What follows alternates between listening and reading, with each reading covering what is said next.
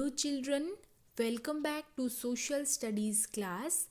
In our today's social studies class, we are going to continue with chapter 5 of civics. How we govern our communities.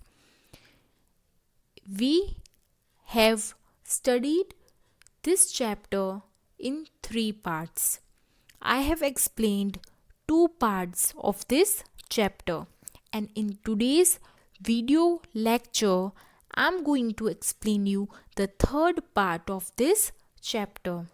तो अभी तक इस chapter में हमने पढ़ा levels of government. Levels of government में हमने लोकल सेल्फ गवर्नमेंट के बारे में पढ़ा। Local self government includes government at village and government at city और टाउन्स। हमने पढ़ा कि विलेज में, रूरल एरियाज में ग्राम सभा, ग्राम पंचायत, न्याय पंचायत, ब्लॉक समिति, जिला परिषद, ये सारे पार्ट्स हैं। ठीक है, गवर्नेंस के ये सारे डिफरेंट ऑर्गन्स हैं। और सिटी लेवल पे, अर्बन रीजन्स में हमने पढ़ा कि म्यूनसिपाल्टी है, म्यूनसिपाल्टी सब कुछ मैनेज करती है। म्यूनसिपाल्टी और म्यूनसिपल कॉरपोरेशन के फंक्शंस के बारे में, उनकी ड्यूटीज़ के बारे में हमने पढ़ा। वो कैसे काम करते हैं, उनकी क्या फंक्शंस है।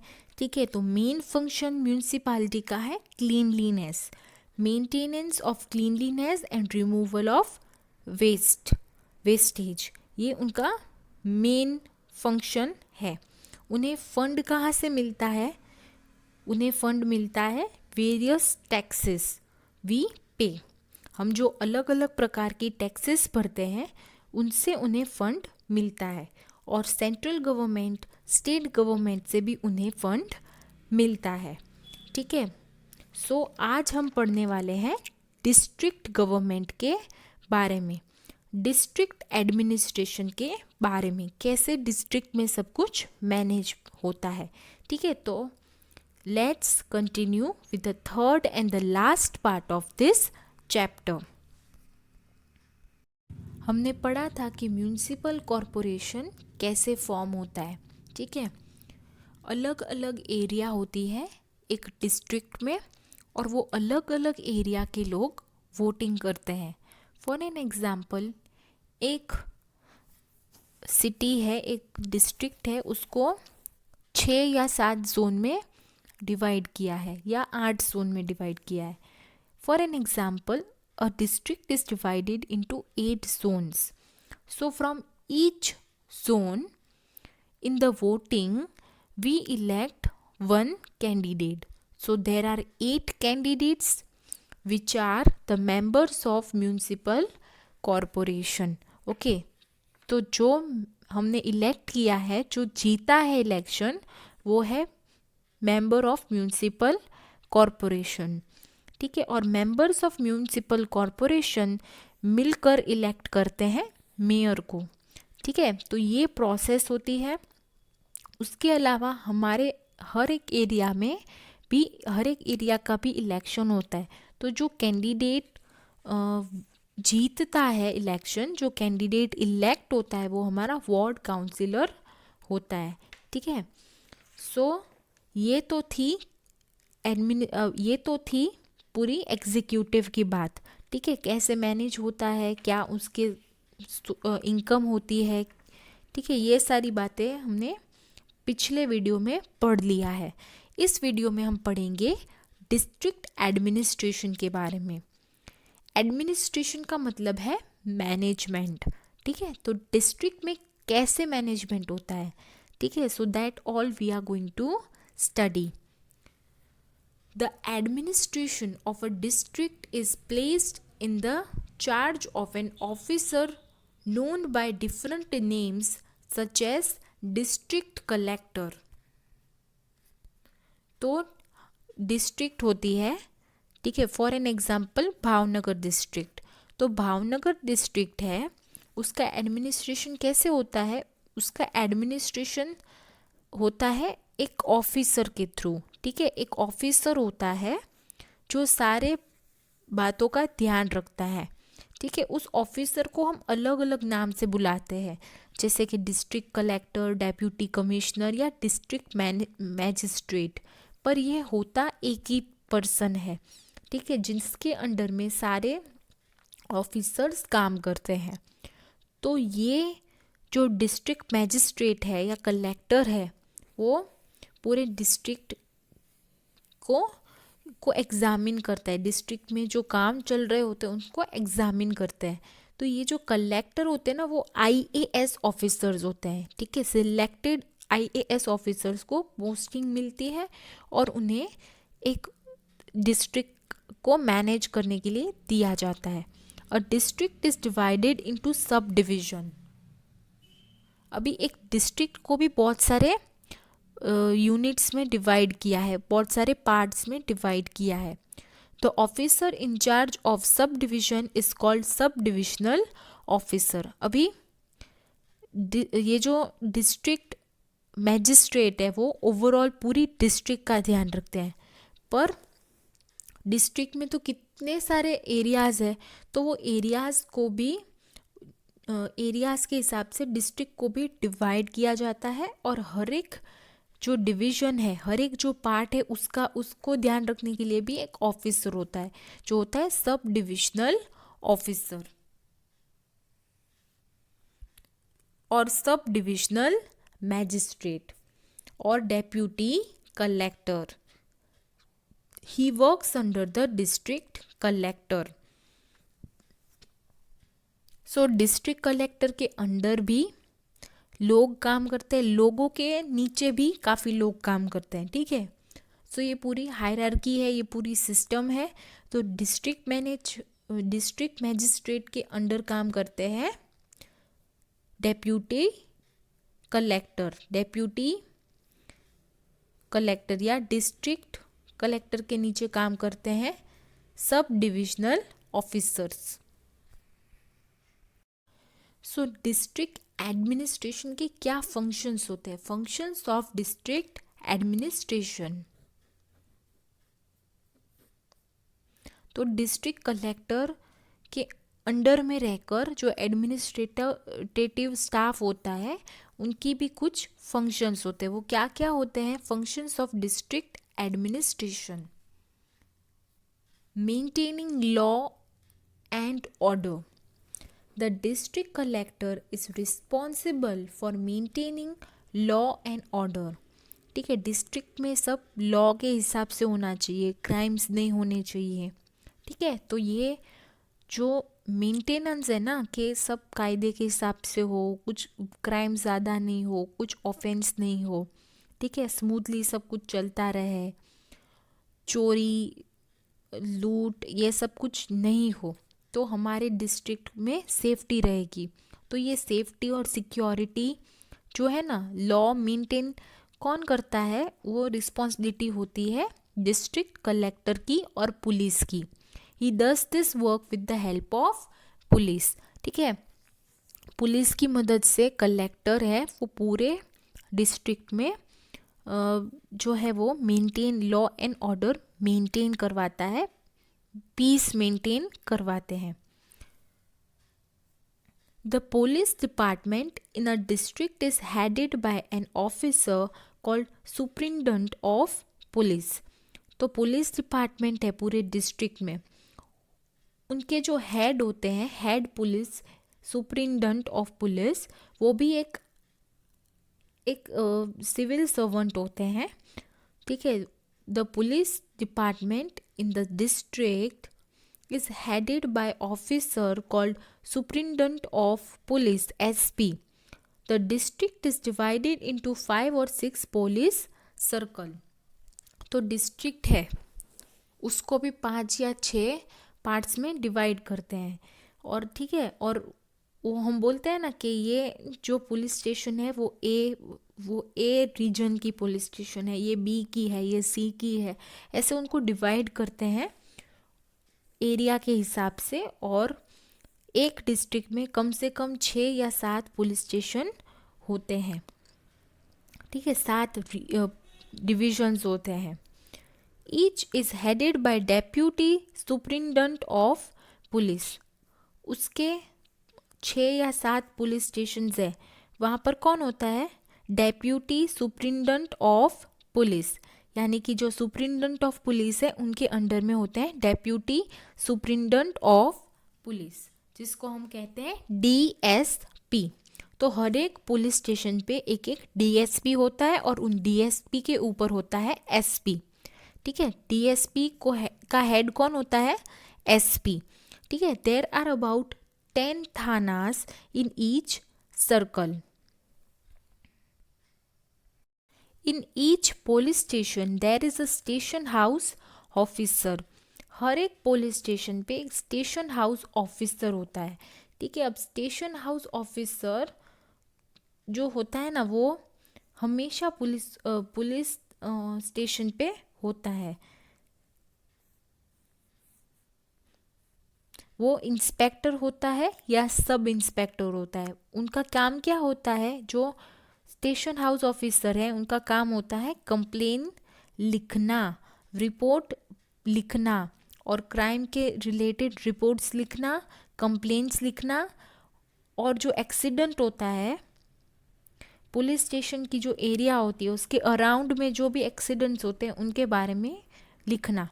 ही organises investigation into such incident, और ऐसे अगर किसी का एक्सीडेंट होता है तो वो इन्वेस्टिगेशन के लिए भी जाते हैं।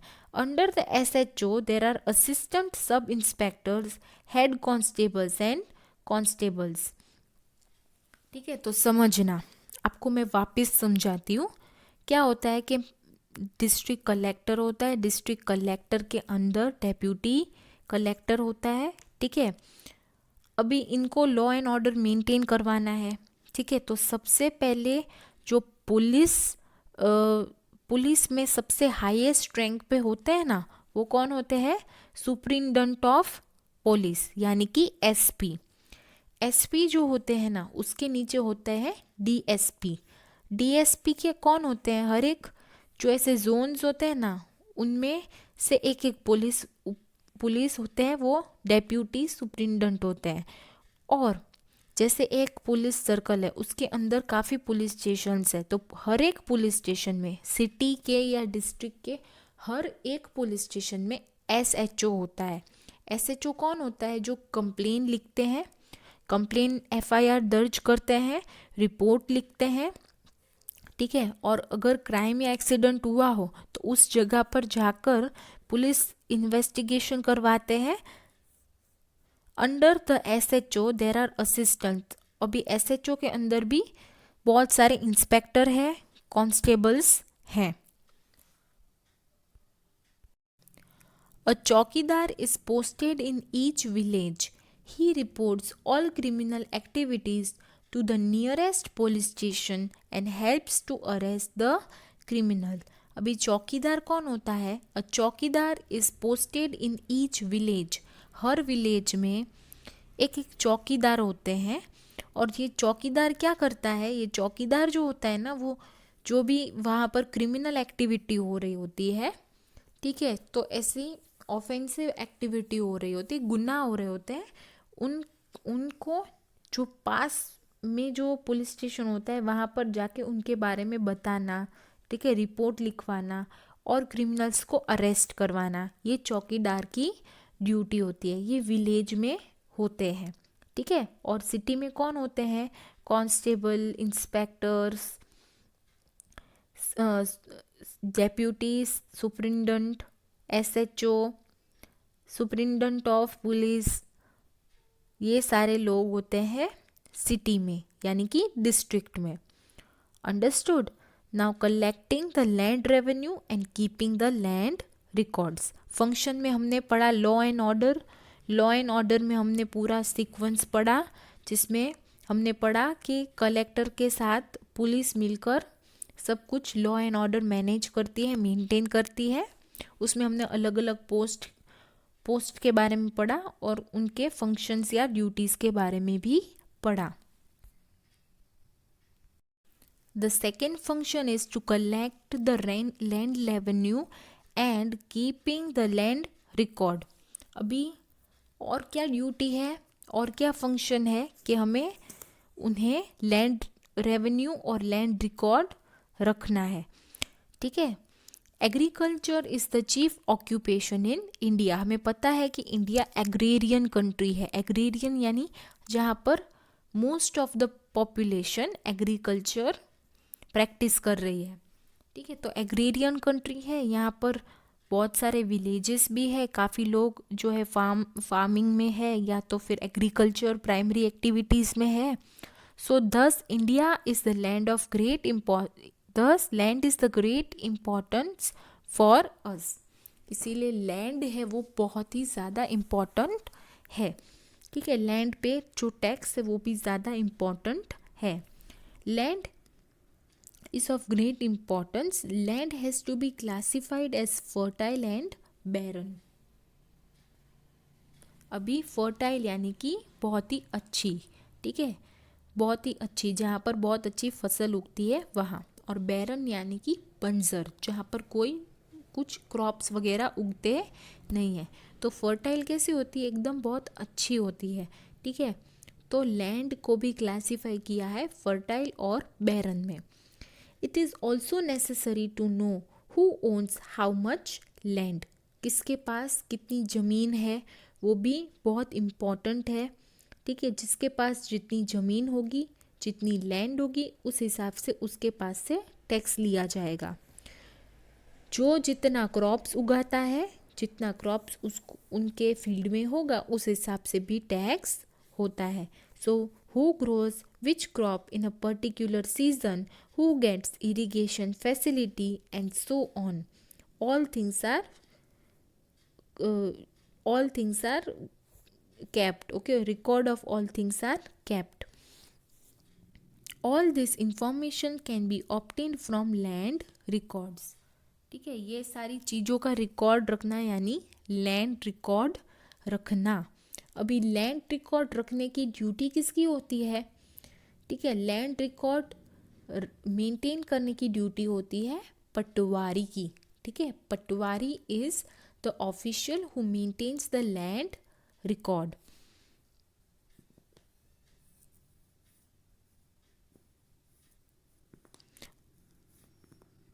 Revenue is collected on basis of this record. और रेवेन्यू होता है ना, यानी कि टैक्स, ठीक है। टैक्स कलेक्शन भी इसी सारे फैक्टर्स और बेसिस पे होता है। Steps are now being taken to computerise the land records for maximum efficiency. Land records are essential for settling the dispute about the ownership of land. Land records कैसे helpful होते हैं कि ये झगड़े जो मसले होते हैं ना कि किसकी लैंड है, कितनी है, वो भी सॉल्व करने में मदद करते हैं। Land records are needed for settling the dispute among the ownership of land. The record have to be changed whenever any land changes hands. यानी कि जब भी कोई ज़मीन बेच रहा है और कोई खरीद रहा है तब रजिस्ट्रेशन करवाना पड़ता है, ठीक है। रिकॉर्ड जो होता है ना वो मेंटेन करवाना पड़ता है। The records have to be changed whenever any land changes hands. यानी जब कोई बेच रहा है और कोई ले रहा है, तो जब मालिकी ट्रांसफ़र हो रही है ना, तो उन्हें ऑन पेपर भी, ऑन रिकॉर्ड भी उन्हें उनका नाम चेंज करना होता है। तो ये रिकॉर्ड अगर मेंटेन किया होगा ना तो कभी भी कुछ डिस्प्यूट नहीं होगा।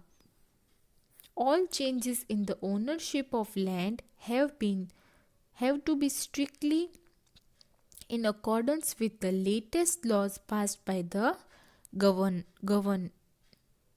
government. तो ये जो ओनरशिप होता है ना, चेंजिंग ऑफ ओनरशिप, किसी को बेच रहे हैं, कोई खरीद रहा है और ये सारे रजिस्ट्रेशन हो रहा है, तो वो सब कुछ as per the latest law के हिसाब से होना चाहिए। The government has recently changed the law relating to the inheritance of land. Government ने हाल में ही लॉ में चेंज किया है, कायदे में चेंज किया है. क्या चेंज किया है? According to Hindu succession amendment act 2005.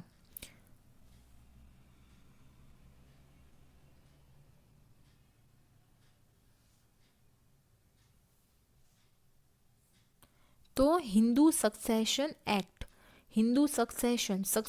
यानी हमारे बाद की जो जनरेशन होती है, ठीक है. तो आप है ना वो सक्सेसर हो अपने पेरेंट्स के, ठीक है. आप अपने पेरेंट्स के सक्सेसर हो, ठीक है. The ones which have came after your from your parents, okay. तो यू आर द सक्सेसर. तो सक्सेसर जो है ना उनके लॉ में भी, उनके लिए जो लॉ होता है उनके लिए भी चेंज हुआ है. अभी लॉ में क्या चेंज हुआ है, ध्यान से सुनना, बहुत इम्पॉर्टेंट है. तो according to Hindu succession act, ठीक है, जो वारसदार होते हैं वो डॉटर्स भी है, ठीक है. So according to the amendment, according to the change in this law, a land owner's daughter, यानी जिसकी भी कोई प्रॉपर्टी हो, कुछ लैंड हो, उनकी डॉटर्स का भी हक होता है उसमें, ठीक है. ये अभी लॉ में चेंज आया है. A land owner's daughters just like his son. तो बेटों के जैसे बेटियों को भी उस लैंड पे, उस प्रॉपर्टी पे राइट्स है, ठीक है, हक है उनका भी उस प्रॉपर्टी पे. जैसे लड़कों का हक है ना, वैसे लड़कियों का भी हक है. तो वैसा लॉ अभी पास हो चुका है, okay. So just like the son, daughters will become the joint owners of the land upon the death. तो पेरेंट्स की अगर डेथ होती है, अगर ओनर की डेथ होती है, तो उनके जो चिल्ड्रन है, अगर वो बॉय हो या गर्ल हो, दोनों का राइट है according to the new amendment, ठीक है. According to the new amendment even daughters have the right over the property of the father or mother. Understood? This law has been passed to reduce the discrimination against the woman. हमें पता है कि woman के साथ बहुत difference रखे जाते हैं, the equal status is not given. तो ये लॉ जो पास हुआ है वो ऐसे डिफरेंस को हटाने के लिए, कम करने के लिए पास हुआ है. For the purpose of revenue collection and maintenance of land record, districts are divided into subdivision which are again divided into tehsils, ठीक है. ये लैंड रिकॉर्ड अच्छे से हम प्रॉपरली मेंटेन कर पाए, लैंड रिकॉर्ड मेंटेन हो सके और रेवेन्यू हम अच्छे से प्रॉपरली बिना मिस्टेक के ले पाए, उस सब चीज़ों के लिए जो डिस्ट्रिक्ट है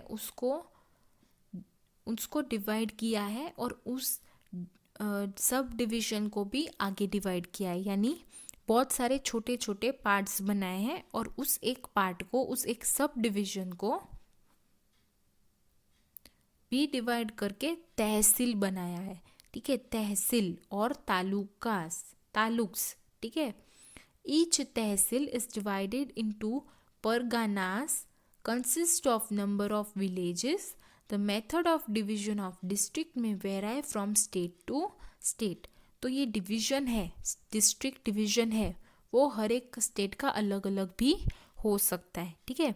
परगाना क्या है? ग्रुप ऑफ विलेजेस, ठीक है. तो ग्रुप ऑफ विलेजेस में भी डिवाइड किया है और लैंड रिकॉर्ड मेंटेन करवाते हैं. The work of collecting land revenue and maintaining land record is done by a पटवारी और लेखपाल in a village. गांव में ये लैंड रेवेन्यू रिकॉर्ड करना और मेंटेन करना कौन करता है? Patwari. Patwari maintains the land revenue and land records in the village. Patwari is also known as lekhpal. By the kanungo in pargana and by the tehsildar in tehsil. तो कानून गो परगाना में कानून गो जो है वो लैंड रेवेन्यू और लैंड रिकॉर्ड मेंटेन करते हैं, और तहसील में tehsildars. Okay, tehsildars also hear land dispute. Tehsildar होते हैं ना, वो लैंड के मामले में जो झगड़ा होता है, लैंड प्रॉपर्टी के रिलेटेड झगड़े होते हैं ना, वो मैटर को भी वो सॉल्व करते हैं। Farmers can get copies of their land records from tehsildars office.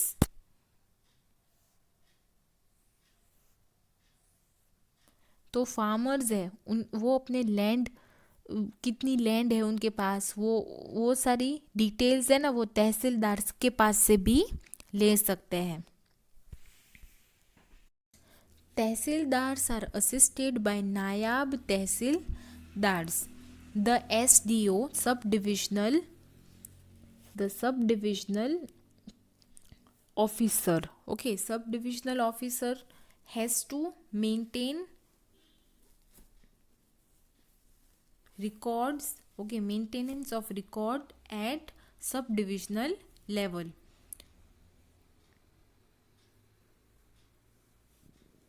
So the SDO is responsible in charge for collection of land revenue and maintenance of record at the subdivisional level. The district collector is ultimately responsible for these functions throughout the district. अभी जो magistrate है वो कौन है? Magistrate is a kind of higher authority जो ये सब कुछ मैनेज करता है, ठीक है। ये सारे लैंड रिकॉर्ड्स और सब उनको सबमिट करवाते हैं लोग, ठीक है। ये सारे लोग उनके अंडर में काम करते हैं, और मैजिस्ट्रेट है, कलेक्टर है, वो सारी चीज़ें चेक करते हैं, ओके, मॉनिटर करते हैं।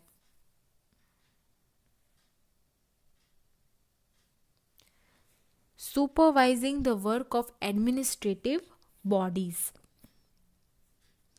The district collector supervises the working of urban and rural government within the district. For an example, एक district है, उसमें गांव भी है, सिटी एरियाज भी है, तो वहाँ के जो कलेक्टर है वो सारे डिस्ट्रिक्ट और रूरल एरिया सब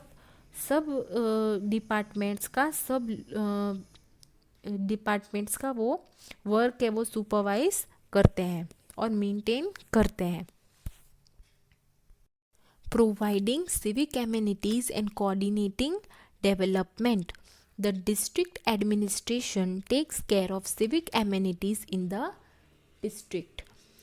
जो डिस्ट्रिक्ट एडमिनिस्ट्रेशन है वो क्या करता है? सिविक एमिनिटीज यानी basic facilities of collection of garbage, facilities of proper roads, okay, facilities of irrigation, etc. So जो बेसिक सिविक एमिनिटीज़ होती है जैसे कि water supply, cleanliness, health care, education, irrigation etcetera, ये सारी बातों का ध्यान कौन रखता है? District administration. It provides health service and educational facility. वो हेल्थ सर्विस प्रोवाइड करते हैं, एजुकेशनल फैसिलिटी प्रोवाइड करते हैं, and undertakes the public work like the construction and maintenance of road, bridges and buildings. ठीक है, तो वो सब कुछ मैनेज करते हैं, ठीक है, फैसिलिटीज़ प्रोवाइड करते हैं, और जो ऐसी कॉमन प्रॉपर्टीज़ होती है, पब्लिक प्रॉपर्टीज़ होती है या रोड ब्रिज होते हैं, उसका भी कंस्ट्रक्शन या रिपेयरिंग करवाते हैं। For each of this there is a separate department under the responsible officer. ये हमने पढ़ा था कि सभी ऑफिसर्स को, सभी जो मिनिस्टर्स होते हैं उनको अलग अलग डिपार्टमेंट मिलता है। सो जो सब मेंबर्स होते हैं ना म्यूनिसिपल कॉरपोरेशन के, उनको अलग अलग डिपार्टमेंट मिलता है, और वो डिपार्टमेंट के हिसाब से उनको ध्यान रखना होता है। उनके अंडर काफ़ी ऑफिसर्स काम करते हैं जो कि सिविल सर्वेंट्स होते हैं। The district collector coordinates the work of all this department. तो अलग अलग डिपार्टमेंट है उनका वर्क कौन ऑब्जर्व करता है, कोऑर्डिनेट करता है? District collector.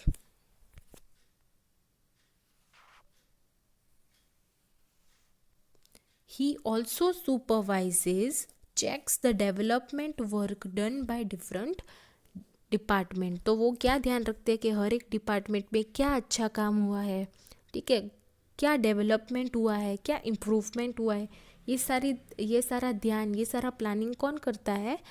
Collector. Okay. Carrying out the relief work यानी कि राहत, ठीक है। तो कभी ऐसी मुसीबत या इमरजेंसी आती है तब भी जो है वो ड्यूटी बनती है डिस्ट्रिक्ट एडमिनिस्ट्रेशन की कि वो सब लोगों को संभाले और हेल्प करे। So during flood, drought, earthquake, storm etcetera, तो कोई भी नेचुरल कैलामिटी, डिज़ास्टर या इमरजेंसी के समय पर भी डिस्ट्रिक्ट गवर्नमेंट जो है उनका फ़र्ज़ होता है, उनकी ड्यूटी होती है कि वो पब्लिक को रिलीफ करवाए।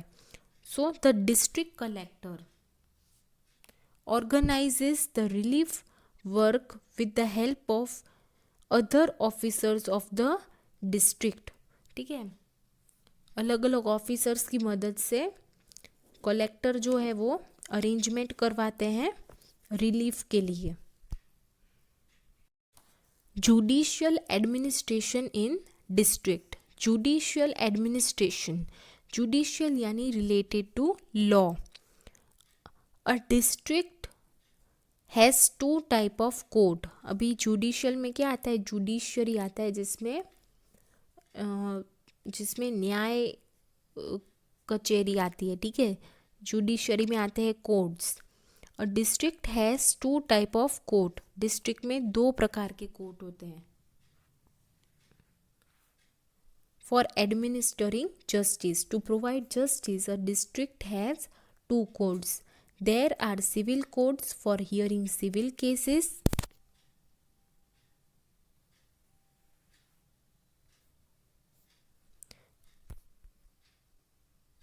So, there are civil courts for hearing the civil cases such as dispute over money.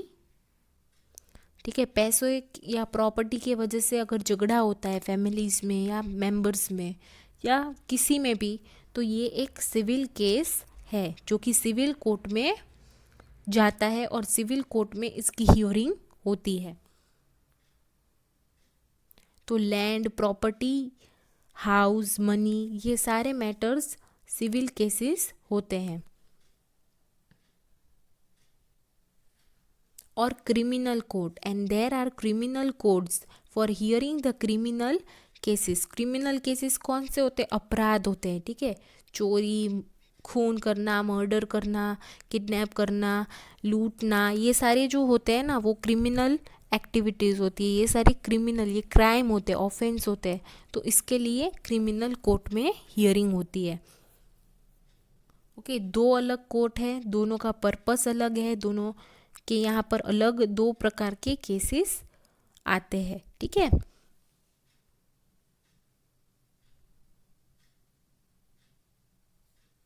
Now the last paragraph, the highest civil court in the district is the court of district judge। तो सबसे बड़े में बड़ी court अगर एक district की हो, अगर एक district for an example Bhavnagar की अगर बड़ी कोर्ट होगी तो वो होगी ऐसी कोर्ट जहाँ पर डिस्ट्रिक्ट जज हो, the court of the district जज। The court of the session judge is the highest criminal court in the district. The district judge usually presides over both these courts and is therefore called the district and session judge. तो जो district जज होते हैं ना वो district court में भी जाते हैं और वो जो है वो जाते हैं सेशंस कोर्ट में। तो दोनों ही कोर्ट में वो जाते हैं और दोनों ही कोर्ट जो है वो हाईएस्ट डिस्ट्रिक्ट कोर्ट हम कह सकते हैं। The court of the session जज can award a sentence of life imprisonment और even death A sentence that however has to be confirmed by the High Court of the state. हम वापिस से पूरा पैराग्राफ समझते हैं। तो हमें पता है कि हाईएस्ट सिविल कोर्ट होती है जो एक डिस्ट्रिक्ट की होती है, वो डिस्ट्रिक्ट कोर्ट ऑफ डिस्ट्रिक्ट जज। ठीक है, तो सबसे हाईएस्ट कोर्ट एक डिस्ट्रिक्ट की होती है, कोर्ट ऑफ डिस्ट्रिक्ट जज। The court of the session जज is the highest criminal court, यानी दोनों की एक एक हाईएस्ट कोर्ट भी होते हैं। अब दोनों ही कोर्ट में एक ही जज बैठते हैं, जजमेंट देने के लिए एक ही सुप्रीम जज बैठते हैं। सो द जज, द डिस्ट्रिक्ट जज usually presides both this court and is therefore called district and session judge। इसीलिए उसको डिस्ट्रिक्ट एंड सेशन जज कहा जाता है, उस व्यक्ति को डिस्ट्रिक्ट एंड सेशन जज कहा जाता है।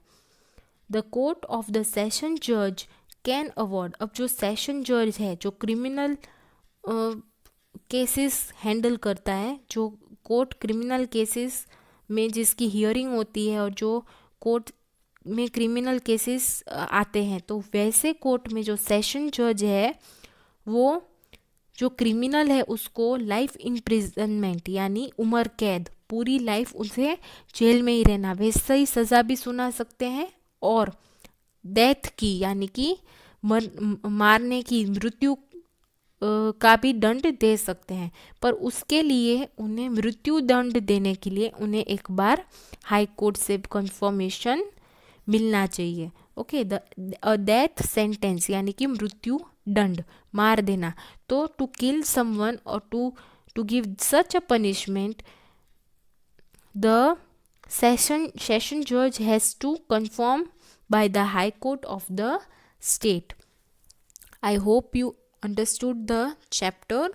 Read the chapter, read the full chapter and write the exercise. Okay, आपको सारे क्वेश्चन आंसर्स और एक्सरसाइज अपनी फेयरबुक में लिखना है और लर्न करना है। Okay, bye students, take care.